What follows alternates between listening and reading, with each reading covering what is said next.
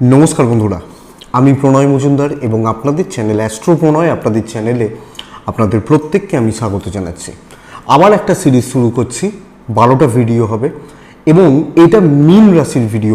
আমি মিন থেকে শুরু করব, কারণ সববারে মিন লাস্টে ভিডিও পান, তা এবার একটু উল্টো দিক থেকে হোক। বৃহস্পতি মানে গুরুদেব, গুরু বৃহস্পতি রাশি পরিবর্তন করা 1 মে, মেষ থেকে বৃষ রাশিতে প্রবেশ, শুক্রের ঘরে কি ফল হবে, বৃষ রাশির কোন দিকটা ভালো কি খারাপ, সামগ্রিক একটা জিস্ট এই ভিডিওতে আমি আপনাদের কাছে শেয়ার করব বা তুলে ধরার চেষ্টা করব। প্রত্যেকটা দিন ভিডিও আসে, সাথে থাকুন, আপডেটগুলো রেগুলারলি পাবেন। ডেসক্রিপশন দেখুন, ফোন বা হোয়াটসঅ্যাপ নাম্বার দেওয়া রয়েছে, চাইলে যোগাযোগ রাখতে পারেন বা কথা বলতে পারেন। খুব সুন্দর একটা কানেকশনস তৈরি হচ্ছে। দেখুন, 1 নম্বর হচ্ছে মজার জায়গাটা, এটা শুক্রের ঘরে গিয়ে বৃহস্পতির ঘরে গিয়ে শুক্র তুঙ্গ হয়, মানে সবচেয়ে বলশালী অবস্থা প্রাপ্ত করে। সেইখানে দাঁড়িয়ে বৃহস্পতি শুক্রের ঘরে যাচ্ছে, কিন্তু বৃহস্পতি শুক্রের ঘরে অ্যাভারেজ রেজাল্ট দেয়। তো যাই হোক, এই বৃহস্পতির ট্রানজিট মীন রাশির জন্য ভীষণ ইম্পর্টেন্ট। মীন রাশির মানুষ দেখুন, বৃহস্পতি দ্বিতীয়ায় খুব একটা ভালো ফল দেয় না ট্রানজিটে, 3rd হাউসেও খুব ভালো যে রেজাল্ট দেয় তাও নয়, কিন্তু এই বৃহস্পতি 3rd হাউসের বৃহস্পতির দৃষ্টি যে ভাবগুলোয় পড়ে সেই ভাবকে পাওয়ার দেয়, বুস্ট করে। তো সেইখান থেকে আলোচনা করব বা করার চেষ্টা করব। দেখুন,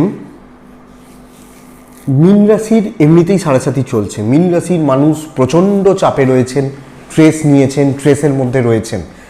বৃহস্পতি একটা রাশিতে 1 বছর থাকে এবং এই একটা বছর থাকা অনেক ক্ষেত্রে অনেক হিসাব নিকাশকে পাল্টে দিতে পারে।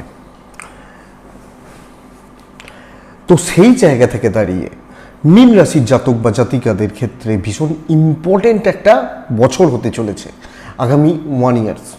তা প্রথমত মীনের ক্ষেত্রে কোন কোন দিকগুলো ভালো বা কোন কোন দিকগুলো মোটামুটি পজিটিভ হবে বা পজিটিভ রেজাল্ট দেবে, সেটা আপনাদেরকে একটু শেয়ার করি বা বলার চেষ্টা করি।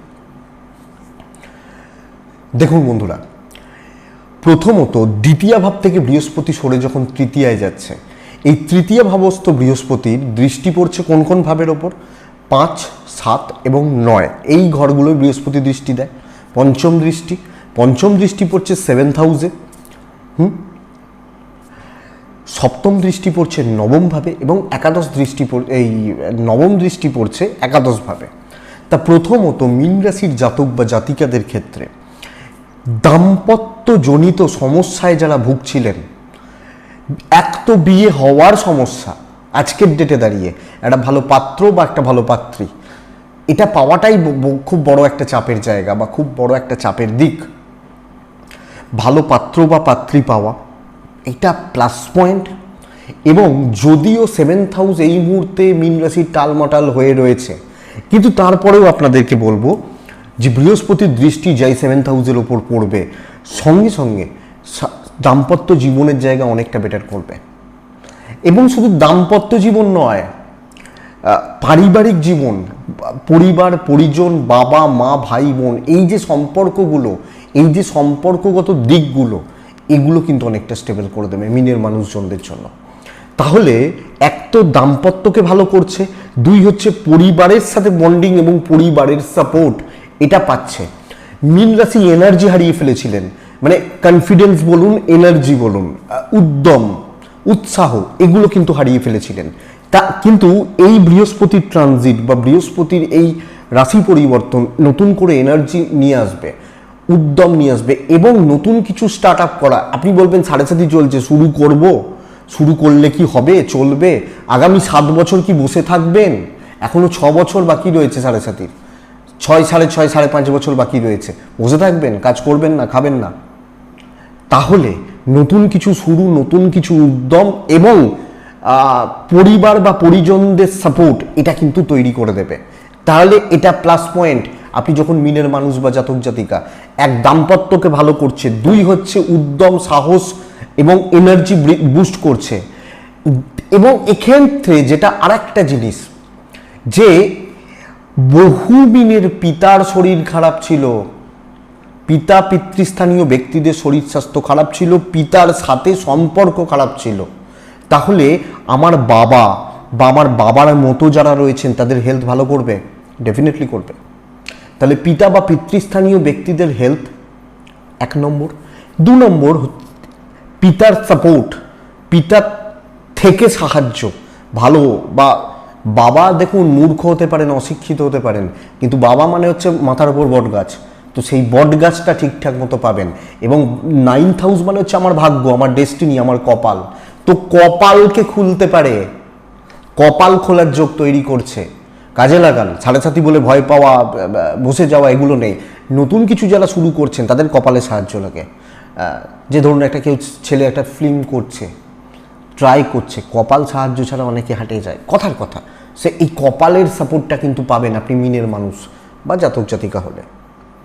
তো এটা প্লাস পয়েন্ট, এটা পজিটিভ পয়েন্ট। বন্ধুরা এই জায়গাটাকে দেখুন। এবং সবচেয়ে বড় কথা, মিনের জাতক বা জাতিকাদের উচ্চশিক্ষার জায়গায় সাফল্য আনবে। পড়াশোনা করছেন, কোনো প্রতিযোগিতামূলক পরীক্ষা, হায়ার লেভেলের education, masters, PhD, doctorate, MPhil বা এই ধরনের বিদেশে পড়াশোনা, রিসার্চ ওয়ার্ক, এই পড়াশোনাগুলোয় সাফল্য আনবে। কারণ গুরু উচ্চশিক্ষার জায়গাকে দেখছে, গুরু উচ্চশিক্ষার জায়গাকে দেখছে। দীর্ঘদিন ধরে চলতে থাকা কোনো সমস্যাকে সমাধান করতে চলেছে, সমস্যাকে সমাধান করতে পারে, এটা লক্ষ্য রাখবেন। তো এই জায়গাটা বেটার হচ্ছে। আর একটা দিক বেটার মীন রাশির ক্ষেত্রে, 11th হাউসে বৃহস্পতির দৃষ্টি, 11th হাউসে বৃহস্পতির দৃষ্টি, এই একাদশ ভাবস্থ বৃহস্পতির দৃষ্টি। মীন রাশির ক্ষেত্রে কি হয়েছিল বিগত 6 মাস 1 বছর ধরে দেখুন থমকে গেছিলো, সব কিছু সব থমকে গেছিলো, দাঁড়িয়ে গেছিলো। খুলবে, রাস্তাগুলো খুলবে। সফলতার জায়গায় যখন গুরু দেখে না, একটা ফ্লো বাড়তে থাকে, ফ্লো চলতে থাকে। দেখবেন যে নদীর জলের একটা স্রোত থাকে সব সময়, অল্প হোক বেশি হোক, সেই অল্প বা বেশি স্রোত কিন্তু আয় উন্নতি, কর্মক্ষেত্রে স্টেবিলিটি বা এই যে ফ্লো, এটা কিন্তু বাড়াবে। এটা মিনের ক্ষেত্রে প্লাস পয়েন্ট। তাহলে মীন রাশির জাতক বা জাতিকা যখন আমি হচ্ছি বা মানুষ হচ্ছি, এই 3টে পার্ট বেস্ট পার্ট। দাম্পত্য, পরিবার, পরিজন, এবং আপনি হাউসওয়াইফ হলেও পিতামাতার সাপোর্ট, পিতার হেলথ, এবং সাকসেস খুলবে। সাকসেস খোলার জায়গা কিন্তু নিশ্চিত থাকুন করছে। তাহলে এই জায়গাগুলোই মূলত ভালো। উচ্চশিক্ষায় সাফল্য, এবং যাদের উচ্চশিক্ষা আটকেও গেছিলো, নতুন করে স্টার্ট করতে চাইছেন, নতুন করে এডুকেশন স্টার্ট করতে চাইছেন, দেখতে পারেন রেজাল্ট কিন্তু আছে বা রেজাল্ট কিন্তু দেবে। কিন্তু বন্ধুরা এই বৃহস্পতির কিছু নেগেটিভ ফল রয়েছে, এটাও বুঝতে হবে। শুধু ভালোটা হবে, খারাপটা হবে না। 3rd হাউসের বৃহস্পতি আমি বলছিলাম, শুরু করেছিলাম যে খুব ভালো ফল দেয় না। ট্রানজিট, গোচর, এটাকে গোচর বলে।